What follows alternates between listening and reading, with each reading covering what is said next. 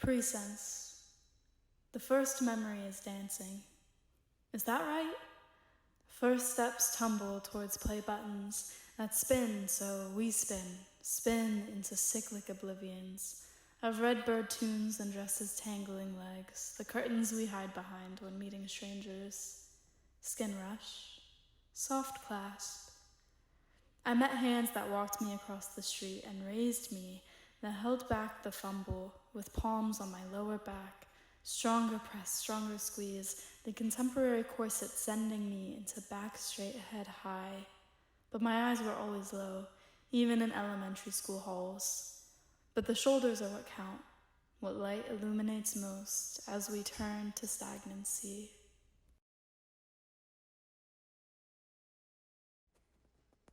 In this shadow, I see my mother's body. She stretched, and then I stretched. Limbs strengthening in unison as I reach and she lifts. I shadow her, she swallows me. Our hands touching mediates our physical forms. We flow in and out, give and take, swap and exchange, all the pieces of ourselves.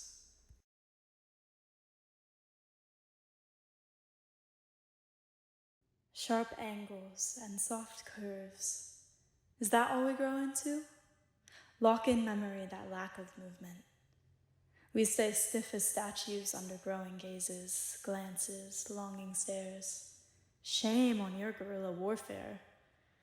No one can seemingly locate this discomfort, but they offer band-aids for the white veins noticed ripping apart our untamed right hip bone skin. But I own this space and it's all mine. A truth with minimal meaning. Look down a bit more. Locate the discomfort outside. Muscle gripping, induced nausea. My waist and thighs and breathy sighs tell me in whispers, you own this space in literal theory. My hips grew and I hated it, but my waist shrank. Hourglass figure, but can't flatten out the fat ever. Photos lie. Watch my lips talk and I'll make it so soft for you, so gentle, so easy, so achievable, so possessible. No one should lose sight. I graze every limb and I'm the best thing here, until I catch that mirror. Lock in the lackluster imagery.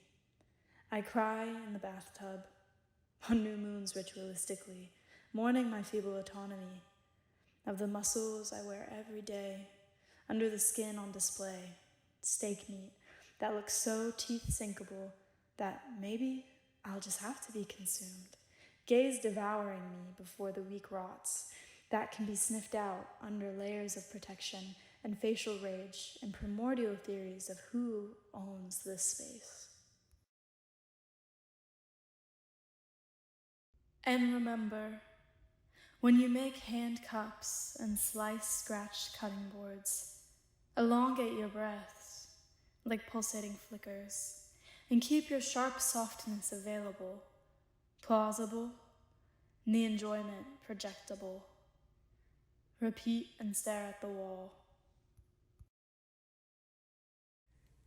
Do you question this too? Your universality. Whole origin of the world encapsulated in a singular silhouette. Is it too much? Perfume smells daughters would know anywhere. The loud one, the one that caused your poor decisions in college or got you the job interview. Or the lost one, from way back when, vintage. The one that felt too large in the room but you loved. Do you just throw out the bottle? Can you ignore hers and make your own body? Absent, ignoring her legitimate presence, down into the bone denied. I own this, no one else. But memories and weight pouches overlay, and as I grow, it's only more confusing. Did I eat up too much? Can I at least blame you now? Can it be our faults? Can you guide me through this figural shading? I'm all over the wall. Splat. In this shadow, I see my mother's body, and I can't quite reject that anymore. And remember how I loved it as a child. and channel that into my 20-year-old vantage point.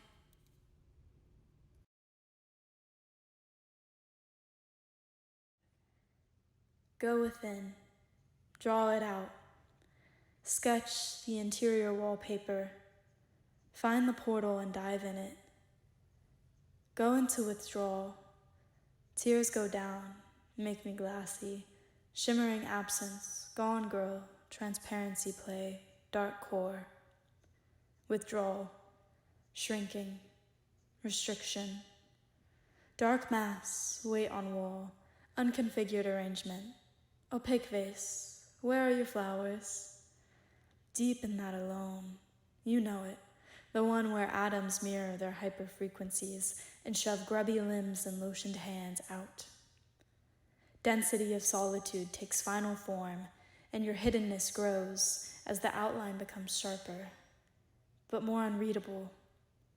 Slip into the unexposed space that you own. At least you own this space.